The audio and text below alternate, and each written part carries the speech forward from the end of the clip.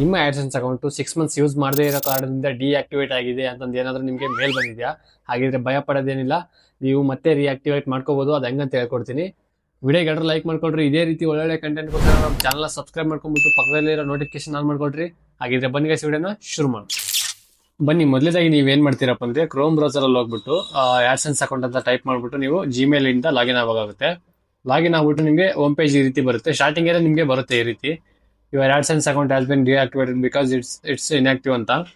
ಅಂದರೆ ನೀವು 6 ಮಂತ್ಸ್ ಇಂದ ಯೂಸ್ ಮಾಡದಿರೋ ಕಾರಣದಿಂದ ನಿಮ್ಮ ಅಕೌಂಟ್ನ ಡಿಆಕ್ಟಿವೇಟ್ ಮಾಡಿದಿರಿ ಅಂತ ಅವರು ಮೇಲ್ ಸಹ ಕಳಿಸಿರ್ತಾರೆ ನಿಮಗೆ.